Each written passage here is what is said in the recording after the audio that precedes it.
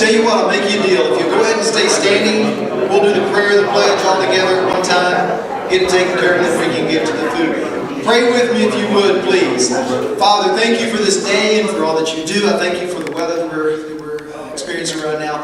Thank you for the food that we'll have today. And for the folks that are here, pray that you bless each of them. It's in Christ's name we pray. Amen. Amen. Now let's pledge together.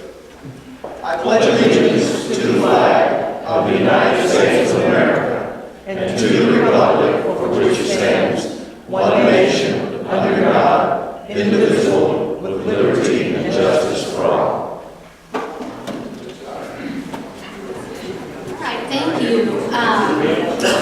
Welcome everyone to our monthly luncheon. I'll let you know now that our buffet is open. If you want to get around the back here, we have Christina's Fine Mexican Restaurant is going to be catering today.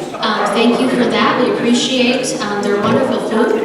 Also, dessert today is provided by Seth Thomas, Artistic Enterprises. He's got something delicious for us today.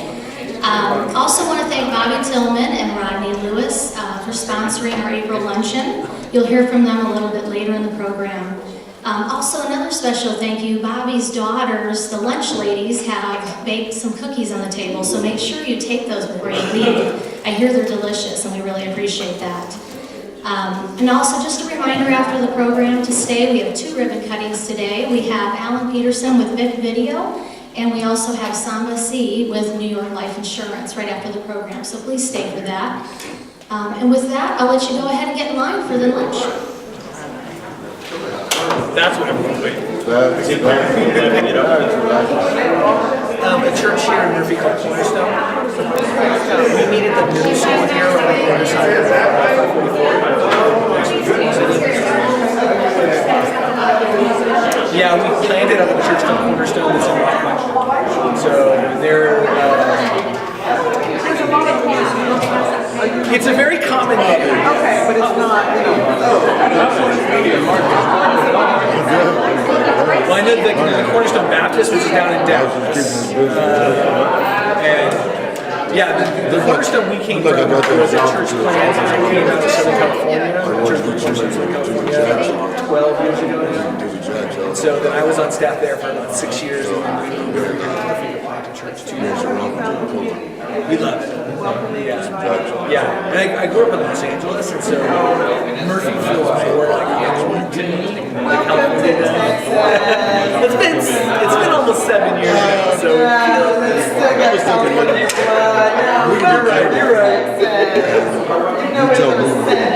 I appreciate it. There's 4 sections. California. Oh gosh, yeah, I don't miss it at all. No, I'm thinking like from 12 to 6 or something like that. Yeah. That's midnight to 6 in the morning.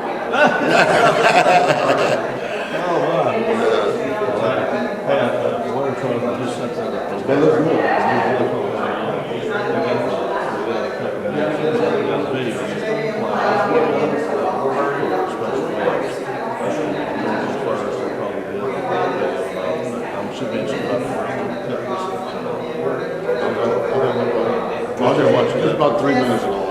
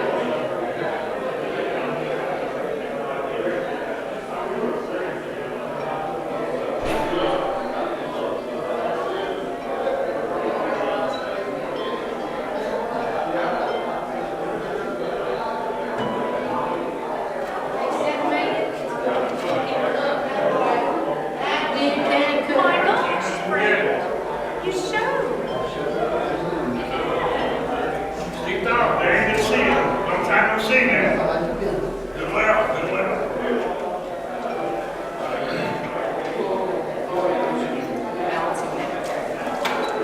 You need help? No, thank you. It's the hot sauce. I should have put the plate there.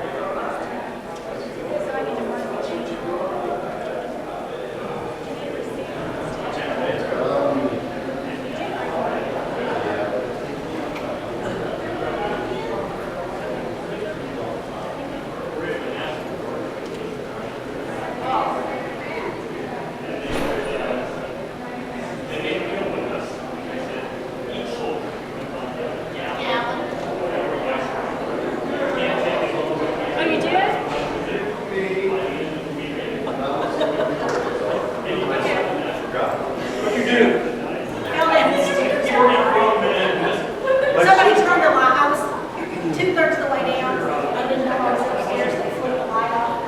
Oh, man, that's no good. Yeah. It was no way out of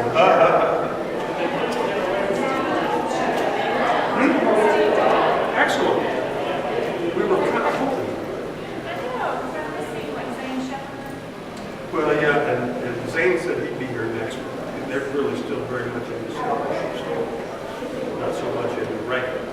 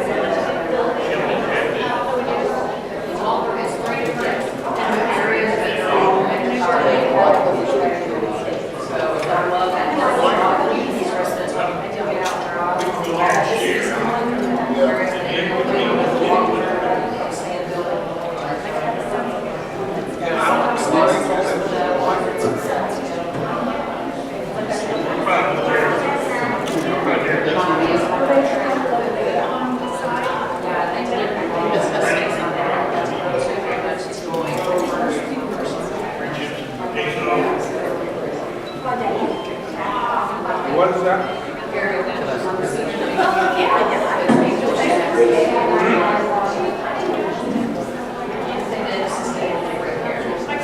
Where is it at?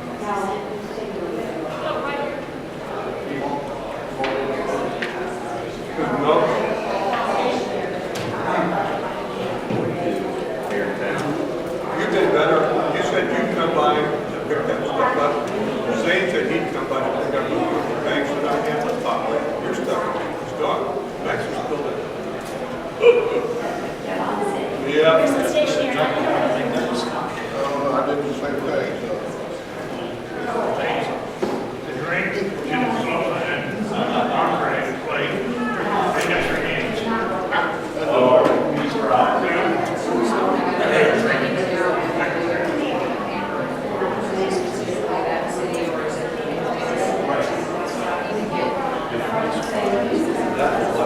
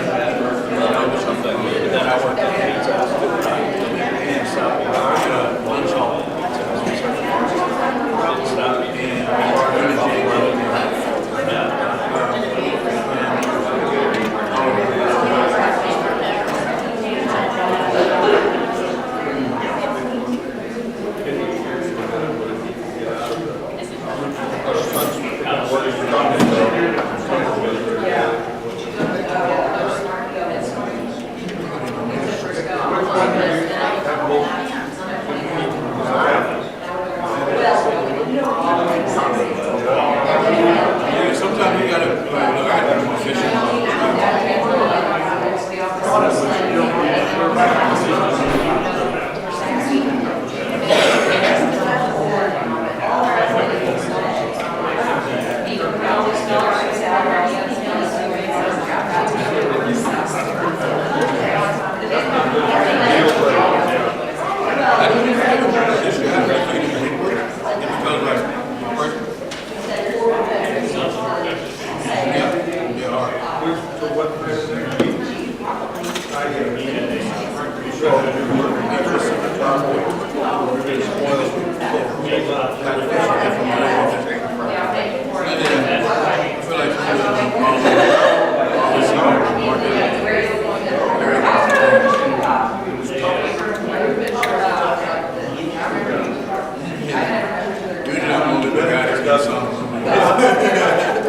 How are you doing today?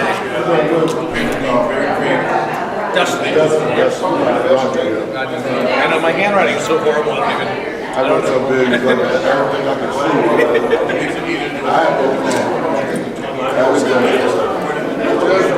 My mom always knew I was going to be a doctor or something. Because my handwriting's so bad, she's like, you have to become a doctor or something. What do you do? Pastor of a church here in town.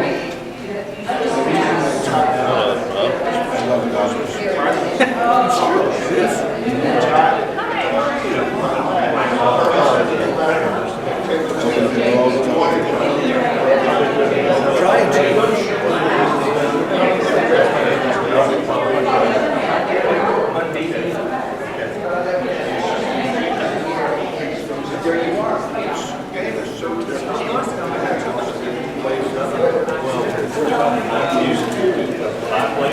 Yeah, that's what I said. You one left. I'm trying to ask you about it. Okay, we'd like to get started with our scene. Just want to introduce our guest speaker, Chris McNeil of Black Garden and McNeil Law Firm. He's going to talk today about you're online and in trouble and don't even know it. A little bit more about Mr. McNeil.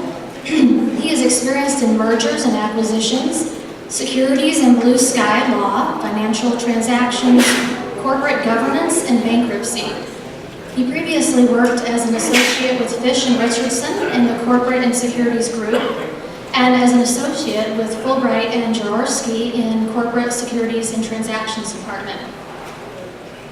Mr. McNeil also serves as a deacon and in several additional roles at the First Baptist Church of Dallas, and as an adult leader in his local Cub Scout pack.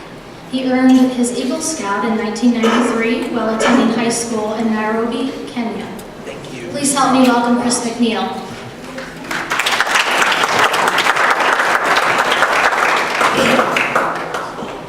Good afternoon, everybody. Thank you for having me.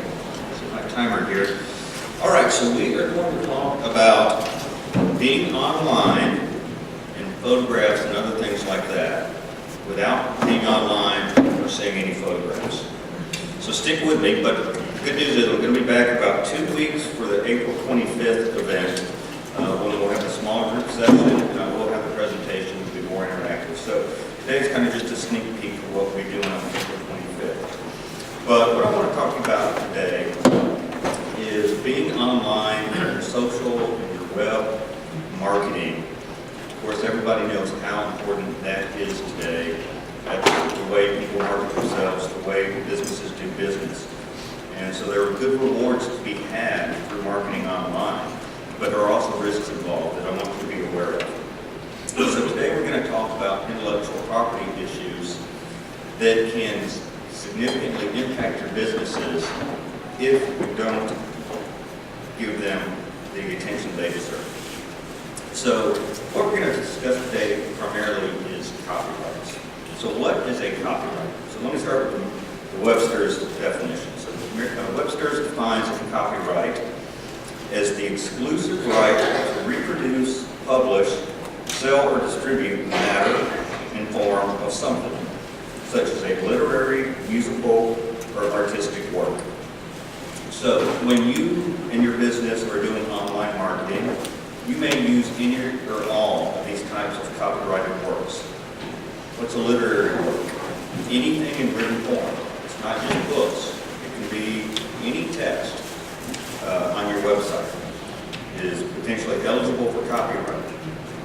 Artistic works, these are photographs, drawings, paintings, digital artwork, creations, anything of a visual nature. That's an artistic work that is eligible or subject to copyright. And music. You may have music in the background of a video. I haven't seen the websites where you go there and the little MIDI thing pops up and starts playing the electronic music anymore. That's not too popular, but especially with videos today, as prevalent as that is in advertising, the background music. So who owns the copyright? So by default, the person who created the work owns the copyright. So if it's a literary work, the person who wrote it owns the copyright in that written material.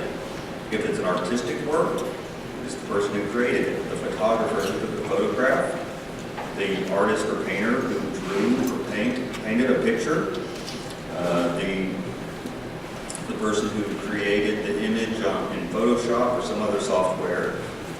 That's the owner by default of an artistic work. And then music, it's actually not the artist who performs the music. It's the person who wrote or composed the music. You notice with bands these days, there's some bands that are always an artist, they're always on tour. Those are usually the bands who didn't write their own stuff. They gotta go on tour to keep paying the bills. The ones who don't tour as much are the singer-songwriters who wrote all their own stuff. So every time it plays on the radio, they get a check. So it's the person who wrote or composed the music owns the copyright. So how long do copyrights last? You'd be surprised. They last a long time.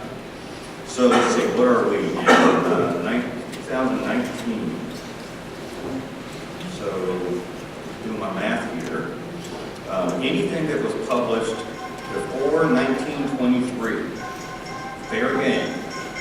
So if you want to put all of Mark Twain's works on your website, you can do it. Don't have to worry about copyrights.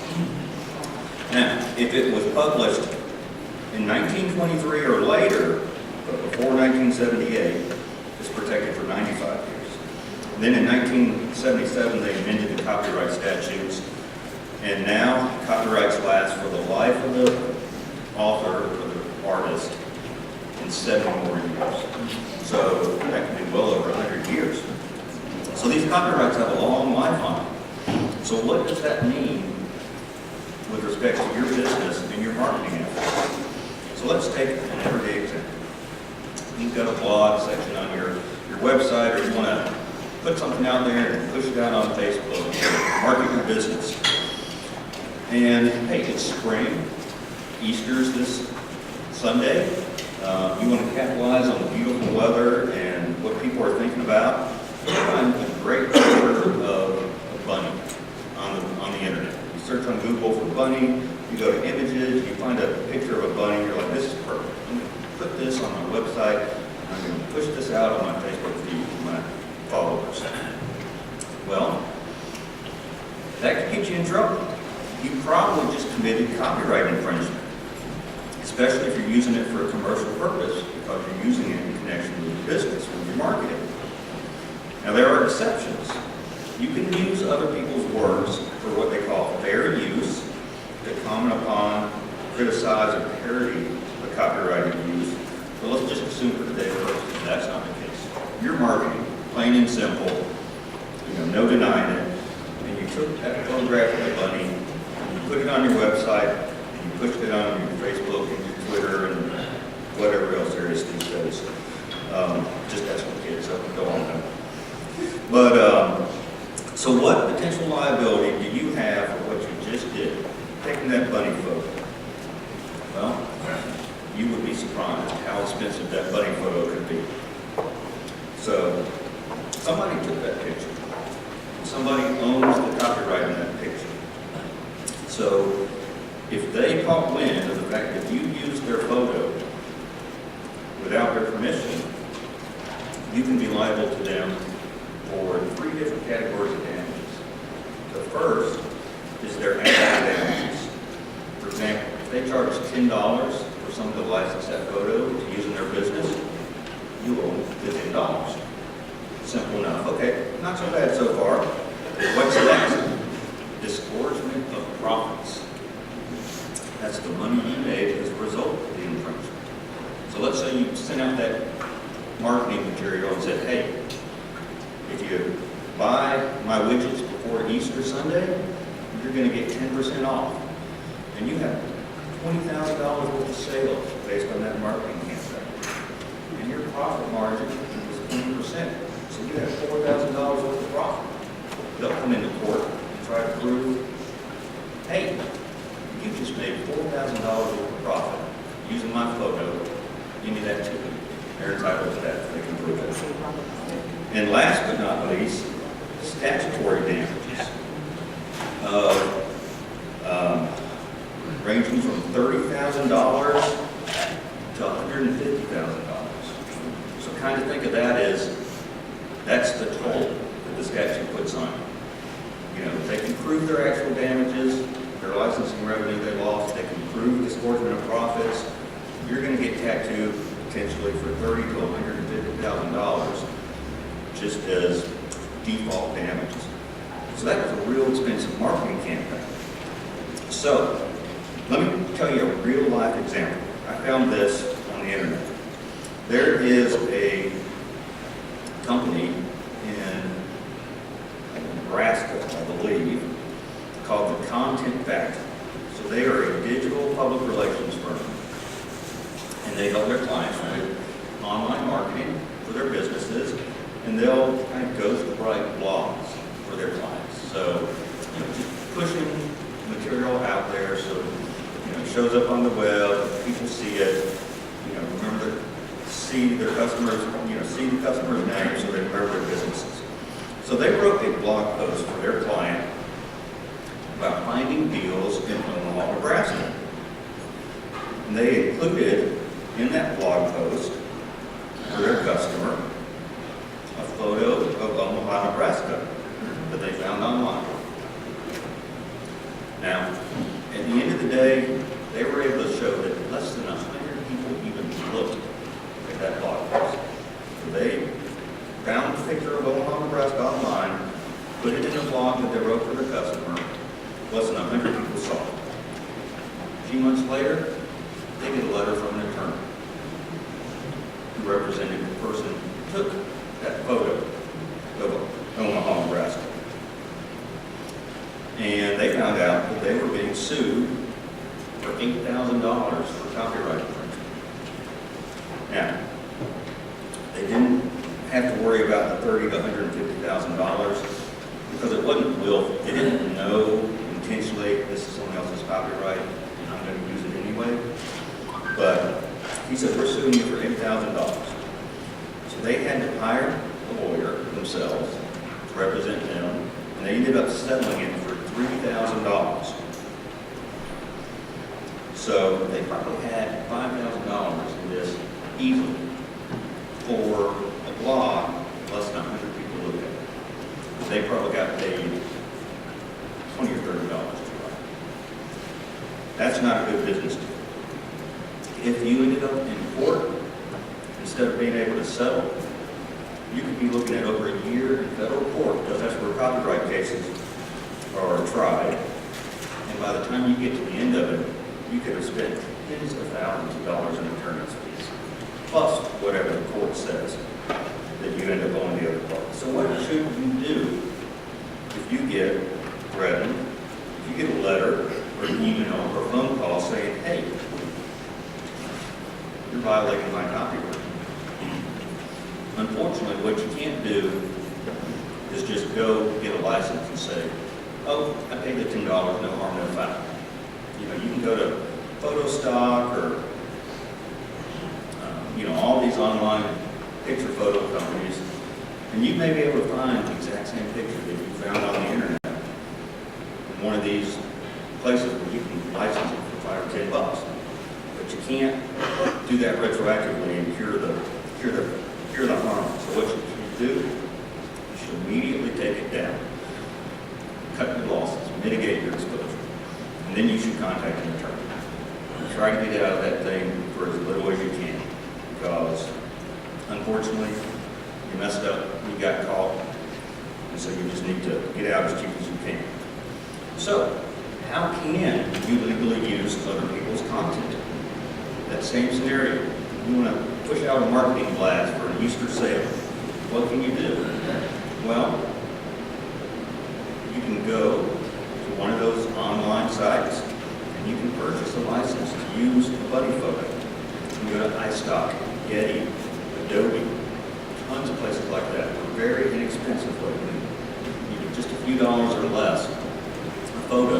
You can get that photo. And then when you put it in the blog, when you put it in your website, when you push it out on Facebook, you just credit the photographer and the license. So, when you look at newspaper articles, you'll see the photo, and underneath it will say, credit Associated Press. Owns the copyright. So, let me give you a real life example for me of that. So, one of my hobbies is wildlife photography. And a couple years ago, I submitted a photo to the Audubon Society, Wildlife Preservation Society, of the duck lake. They have an annual photo contest. People submit tens of thousands of photos trying to win one of their top photos of the year. So I submitted my duck lake photo. Took it at White Rock Lake in Dallas. And part of the terms and conditions of that contest, it says, you hereby grant the Audubon Society a non-exclusive license to use your copyrighted image. So I didn't win. I should have, but I didn't. But what's pretty cool is if you go to Audubon's website, I'll have this in a slide when you come back on the 25th. If you go to Audubon's website, for all sorts of different types of birds, if you want to donate to support bald eagles, if you give $50 to support bald eagle preservation, you'll get a little stuffed plush bald eagle animal, and they've got a website for that. Well, they've got one for mallard ducks, and if you want to donate $50 or more to help preserve wildlife ducks, top of that page on their website is my photo, and right underneath it, it says photo credit. Neil, Audubon photography. I've given them a license. They're using my photo with permission, and they're giving me credit as the copyright owner. So that's how you do it. Similarly, I found another one of my photos. You ever Google yourself? Everybody Googles himself. You hiding something? Every now and then I get bored, I Google myself. And especially because I've got photos on, iStock and Getty and online photo licensing websites. So I like to Google myself and say, hey, who's used my pictures? And I found a couple pictures of mine that have been used in, one of them was a Fort Worth Star Telegram. It wasn't in their actual paper, but it was in their online kind of variety content about some outdoor bird watching activities going on parks on the weekend. And they've got a picture of a red-winged blackbird I took. Give me a photo credit.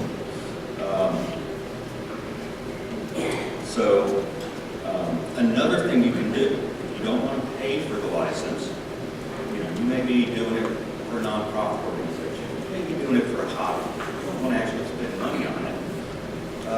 You can just refer people to the information. Think of the Drudge Report. Matt Drudge makes who knows how many millions of dollars a year in advertising revenue, and he's never written a single news article. What's he do? He just links to other people's websites. He doesn't take their content and put it on his page. He doesn't even take their title and put it on their page, because their title is copyrighted. He writes his own title, embeds a web link, and you go to someone else's website, whether it's Fox News or the Washington Post or the New York Times, and you read the article. That's fair use because he's not reproducing your content. He's just directing you to it. So that's a great way that you can send people to use one information without grabbing it, putting it on your website, and maybe accidentally infringing your copyright. Also, public domain images and material. So as we talked about, anything published or created prior to 1923, fair game. So literary works, musical compositions, songs, painting. You know, if you want to print t-shirts with Mona Lisa on them, you can print 1 million of them because the copyright on that is long gone. If you want to print a t-shirt with my picture of a duck on it, I'm going to come get you. Also, government images. You know, we pay a lot of taxes here. Yesterday was tax day. Anybody excited about that? No. But, you know, the government, federal, state, sometimes local, universities, government agencies, they're out there creating content too. They're generating reports and taking photographs of our parks and all sorts of things. And, you know, there's actually a guy who gets paid $100,000 a year, I think. His job is just to go to national parks. He's a federal employee, and he just goes to national parks and takes photographs. Well, those photographs belong to the federal government. His salary was paid with our tax dollars, so you can freely use his photos. So you can find public domain images like that you can use freely, and you should credit them. Public domain. So that way, if anybody sees it, they don't say, oh, they see attorney, you know, sees your blog and says, oh, they didn't do a credit on that photo. Let me try to find out. That's someone else's photo, and I can contact them. Maybe if there's a quick button. So, you know, credit public domain. There are also websites of, you know, the copyright equivalent of freeware software, where you can just go. And there's photographers and writers and musicians and composers. And they just create for the pleasure of creating. And they'll contribute their copyrighted works into the domain, so they're free for anyone to take and use as you want. So there's lots of alternatives out there. So just be aware of that so you don't accidentally grab something that belongs to someone else and get tattooed for it. Okay, so let's say you created the work.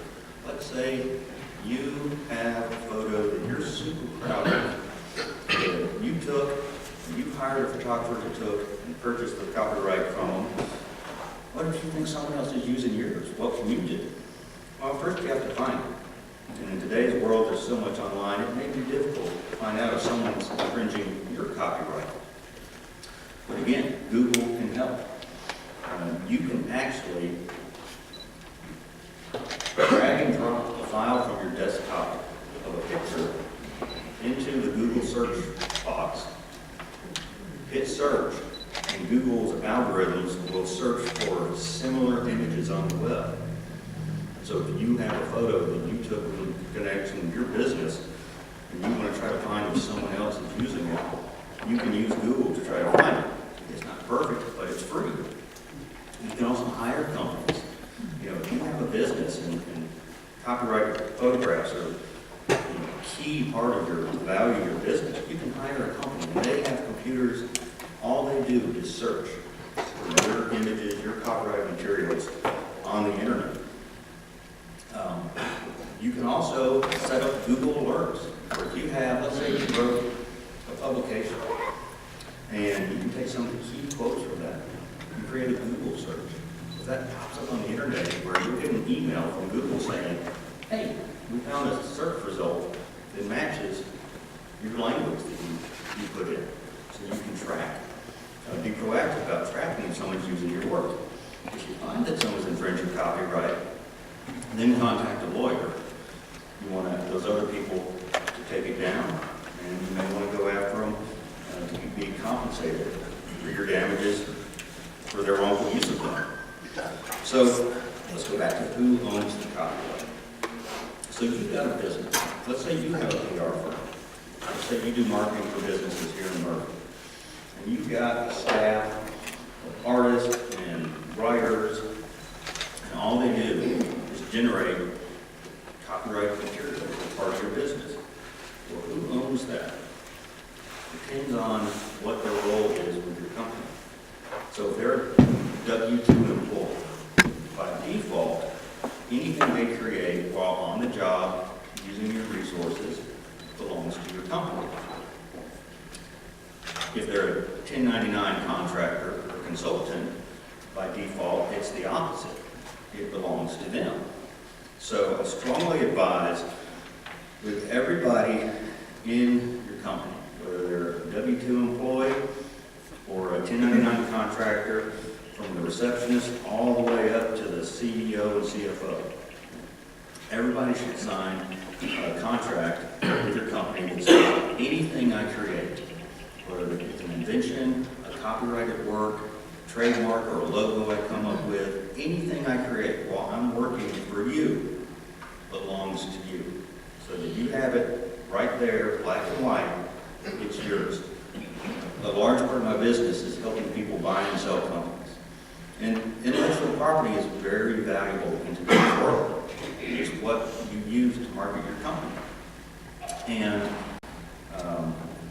you know, it's just like buying a house.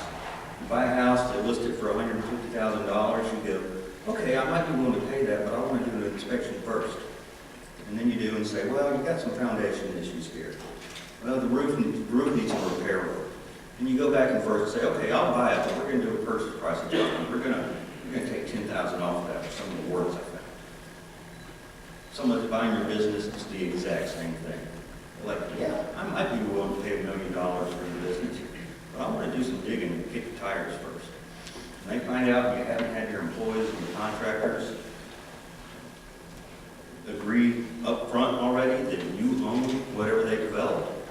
They say, well, there's some risk that we may not own what we think we own if we buy your business. Or that one of those employees or contractors may contest our ownership in it. So maybe we won't pay them, maybe we'll pay $950. So that's a little housekeeping thing, especially if you're building a business, growing a business for the future, for your retirement, you should keep in mind.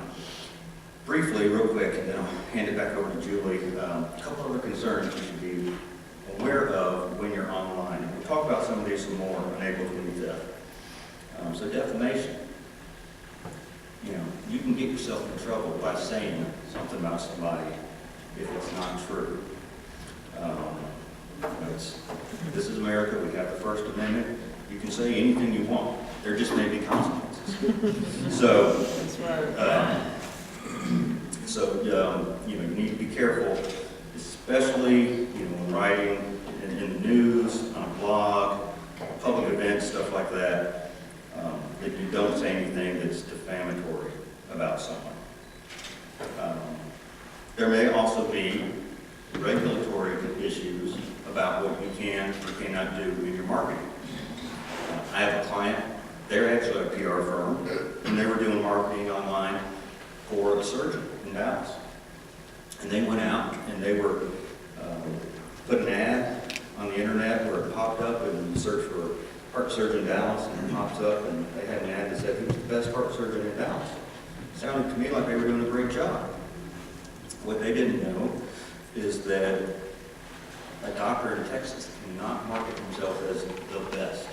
Too subjective. How do you it may be easy to tell a good surgeon from a bad surgeon just by looking at the outcomes. It's hard to tell a good one from the best one. And so the Texas ethical rules for physicians say you can't market yourself as the best. And so that doctor got hauled down to the Texas Medical Board in Austin with an ethical complaint for marketing himself as the best, which he didn't even know they'd done it. We'll talk more about that example from real life on April 25th. So, just to recap, we live in an online world. If you've got a business, you're almost certainly marketing it online. Just be careful that you pay attention to copyright issues, ownership issues, to avoid potential infringement, so that you don't end up upside down in your marketing efforts. Thank you.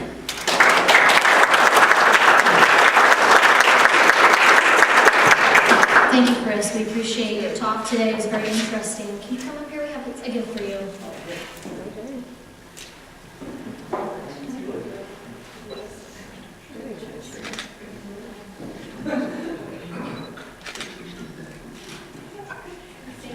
Thanks again. At this time, I'd like to call up our April luncheon sponsors. Bobby Tillman and Rodney Lewis are going to have a few minutes to talk. Would you like to come up? Would you have something to show? Roddy's going to do first. Okay. Rodney's company is Data Line Communications, and Bobby's with Special Webs. And we appreciate your sponsorship for this luncheon. Thank you, Julie. Thank you guys for being here today. Again, my name's Rodney Lewis. I own Data Line Communications. We're located in Wiley, just off of Jackson, South Jackson Avenue, 2 doors down from Inwood Bank.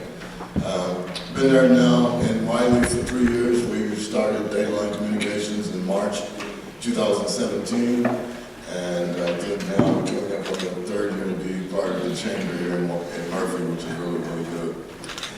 One thing I just want to comment on, Chris, but because I am selling VoIP phone systems and internet, maybe I need a disclaimer about my internet because I'm not responsible because you use my internet to post those pictures, okay? I just want to make sure. There's several lawyers that they may challenge. Yeah, they're challenging. I'm going to have to get him to help me out on that one.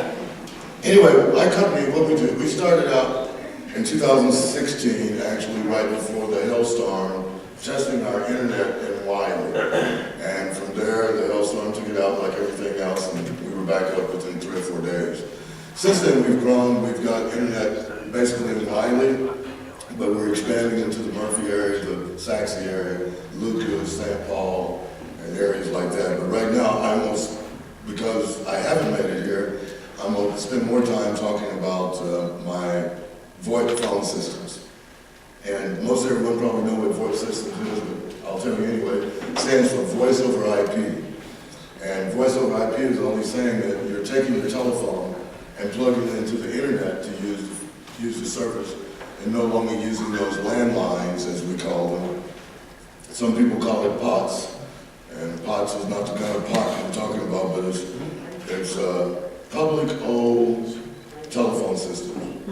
And if you're still using POTS, or POTS lines, POTS came out in, I think, 1867 is when they first started using telephones and POTS. So if you're still using POTS, it's time to come up into the new future, 21st century, and get with VoIP services. Some of the things that VoIP gives you is, one of the first things that I always tell the customers that you've got the ability to get rid of that 3rd and 4th line for rollovers. If you're paying $30, $40, $50 a month for 3 or 4 different lines, anymore you don't need that rollover, like I said, but VoIP gives you the ability to have 8 consecutive phone calls at one time with one number. So if you've had a call and you've got a call waiting and it goes to this other number to make other phones ring, you don't have to do that anymore. One of the other better things about it is I'm sure at businesses you have closets with all this wires hanging and all the rest of it. We can clear all that out for you. All you need is a box 13, 14 inches long, about 1 inch thick anymore, just as your switch to your internet to be able to use your phone systems. Just talk about some of the features with it. You know, you still got everything else, the big clunky box you have in your closet, like conference calls. You still got music on hold, caller ID, Bluetooth. You got what we call hunt groups, and I'll explain some of that. You can do call recording, inbound, outbound calls that's coming in. You can actually record them, and you can turn that on and off if you like. One of the things about this one feature, call attendant, that I like telling businesses about is that none of us like robocalls. So what happens is robos are usually some type of computer-generated calling system that calls up your phone number. What they can't do is press 1, 2, 3, or 4 to get your phone to ring. So if you use a call attendant and says press 1 for Rodney, press 2 for Marcy, press 3 for Bobby, a robocall can't do that. And so they hang up, your phone never rings. Just want to say, I put some sheets out. We've got a new newsletter coming out. I'm senior sales manager. Get the title right. Yeah. Get the title right. She's the boss, I can just say that. That's Marcy Daniels, and you got Bobby has come on board with me too as a project manager. But they've come up with a monthly newsletter, and I left you guys with the very first one. But on the one pamphlet that you find back on the desk here, if you decide you want to take one, is that I'm promising with voice services to save you 30 to 60% on your phone bill. And one of the ways I do that is eliminating those other lines, but I eliminate a lot of the fees that's all voluntary that you pay for, that you really don't have to pay for, using the telephone systems. And with this one bill that we got here is actually from Bobby's daughters, I think from Stepping Stones. Their original bill was $154. Virtually gave them new phones, all that, took the bill down to $77, which came down to a 49.7% savings. And Marcy's got me saying now, it's like, what would you do with the money you save? I sit down and calculate it. If you had an employee at $15 an hour working 40 hours a week, with that $80 a month, you can actually give him a 3.5% pay increase. So, what would you do with your money? I hope that you pass it on. You can buy insurance for one of your employees or something like that. But if you're interested in VoIP services, and if you're in the Wiley area, and hopefully I'll be in your area soon, if you need internet services, I'd like for you to think about data line communications first. Thank you very much.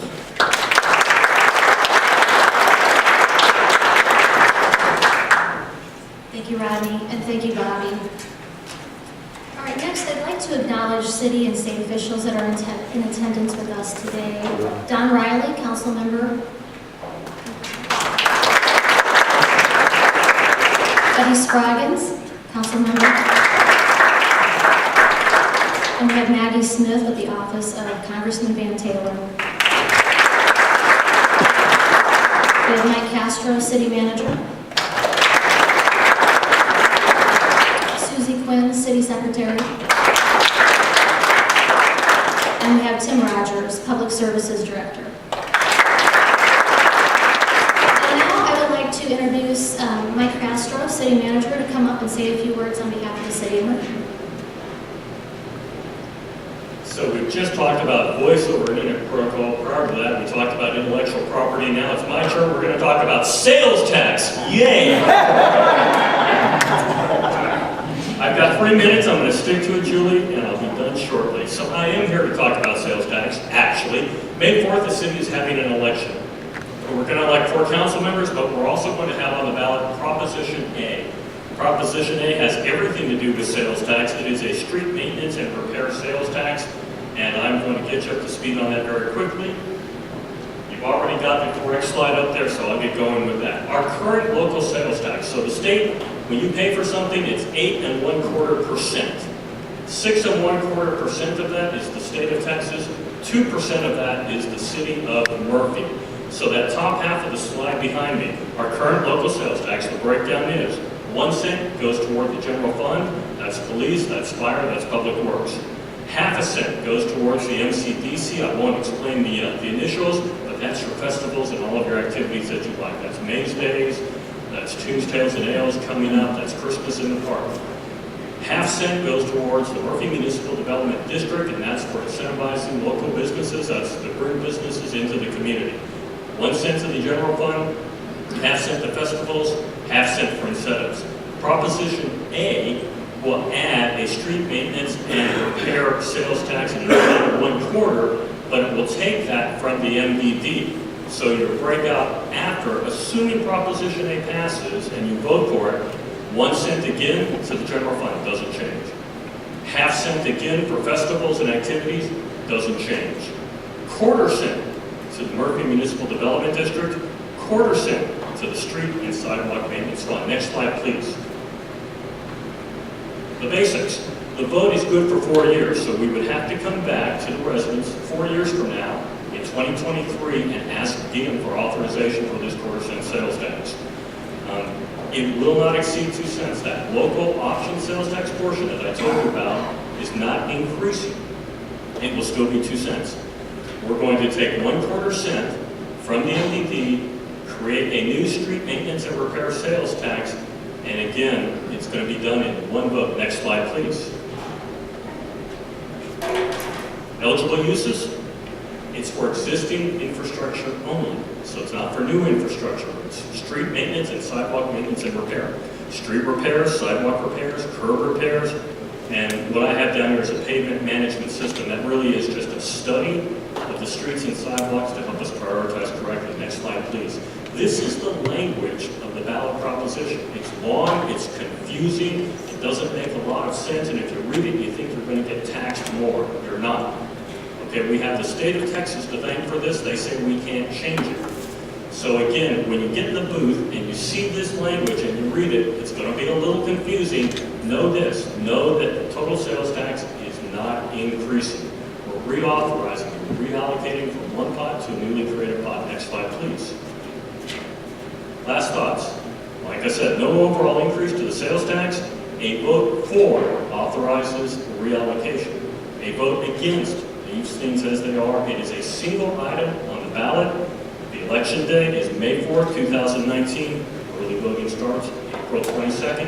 I'd stick around for questions, but we're on a time lag. Tim and I are going to stay here afterwards. If you've got questions regarding this, I've got some flyers. I didn't want to paper it all with them. Thank you, Julie, for the time. We're very gracious.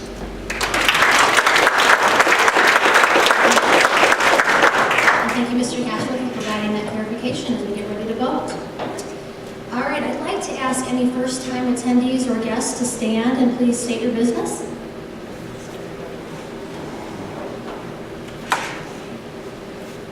I'm Andrew, and this is Philip. We're with Big Audio Video. Thank you for being here. Anyone else? Hi, Judy. Thanks. I'm Yana Settle. I'm with the Settle Law Firm here in Murphy. We're a small firm, 2 attorneys and 2 staff, and I also live here in Murphy with my husband and I. 5 children, as Karen and everybody else likes to say. It's never the attorney that makes part that makes people sit up and pay attention. It's always the fun. This is my first time at a Murphy Chamber luncheon, and I'm really enjoying myself. Definitely be back with employees and stuff. Thank you.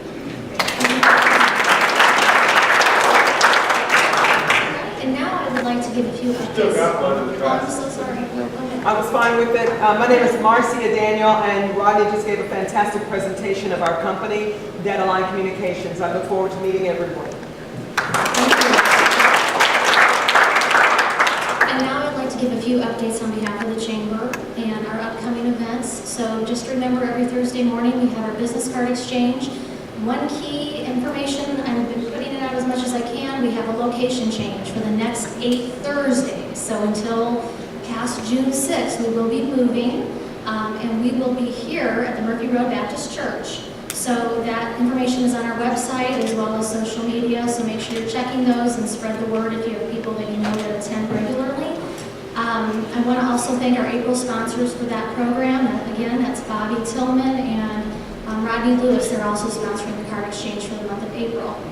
Our ribbon cuttings this month, again, wanted to remind you, stay after the program. So we have Vic Audio Video and New York Life Insurance. We're going to be cutting those ribbons after the program today.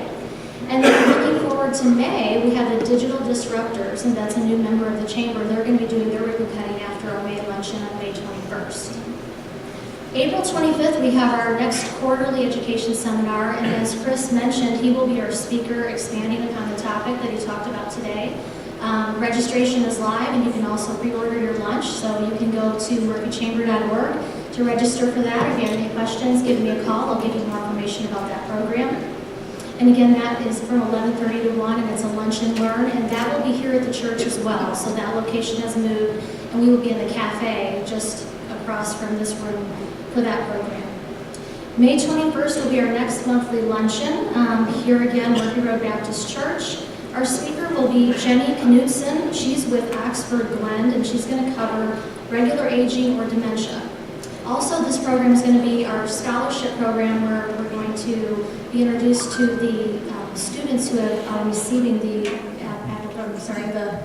scholarships for this year. So don't miss that program. And also that program will be catered by Dickey's Barbecue. I didn't want you to forget too, we have a special offer for our vendors that were with us for Spring Fever this year. If you sign up before the end of April, you get your early bird and lowest rate for our 2020 event. So give me a call if you have more questions about that or if you're interested.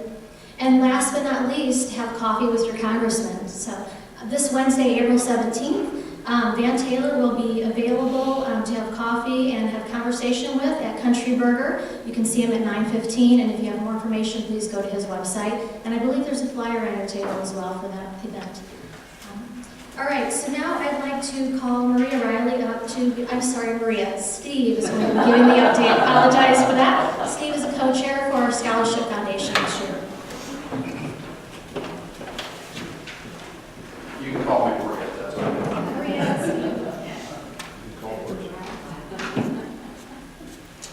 All right, thanks for coming out. We've got some fantastic news for the Scholarship Foundation. We just finished our selection. We had 37 applicants this year. They were all fabulous. So as always, it's a difficult choice to come up with just 6 winners. We will be introducing those 6 winners. They have been notified, but I haven't heard from all of them back yet. So before we say their names, we'll meet them next month. I hope you can attend.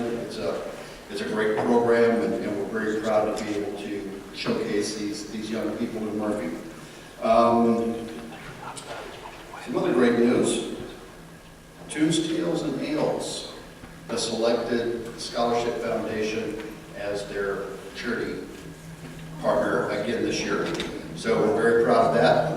We'd like to thank the City of Murphy and Revolution for including us in that as well. We're going to get $1 per ticket, so everybody buy a ticket when we're going on. It'll help Scholarship Foundation. Last thing, everybody knows about the piggies I hope by now, but if you've got some spare change, throw it in there. We do a great job with these piggies. We almost collect enough through the piggy banks to pay for one scholarship.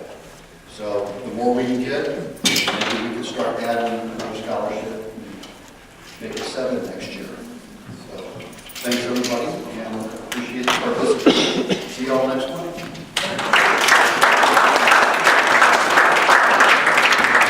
Thank you for the update, Steve. All right.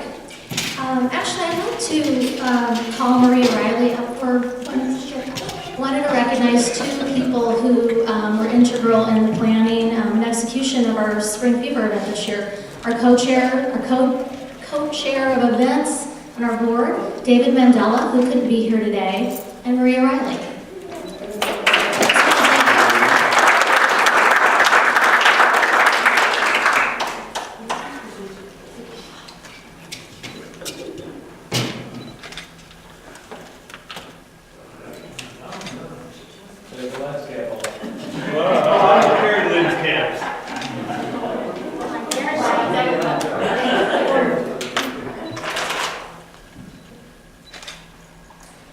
You heard it from her. She said better weather next year.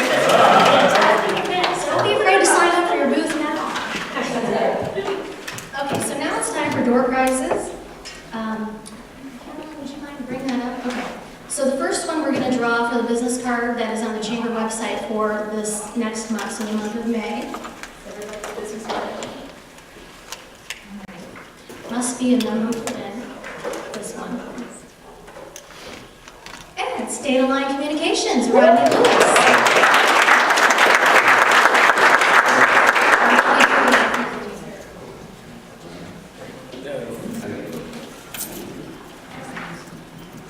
So we have a pair of B&B movie passes donated from the Murphy Messenger. Thank you.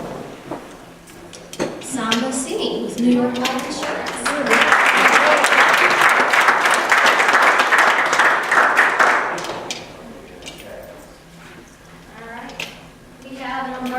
State Farm Insurance, John Lashbrook. And this goes to Marv Williams.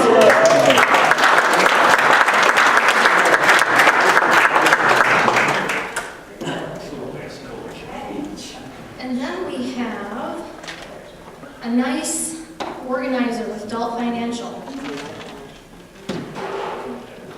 Wiley ER, Mike Solomon.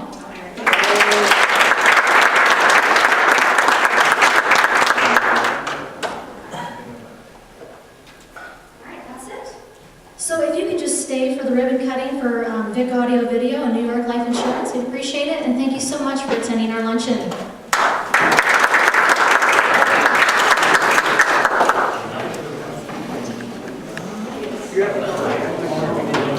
Nice to meet you.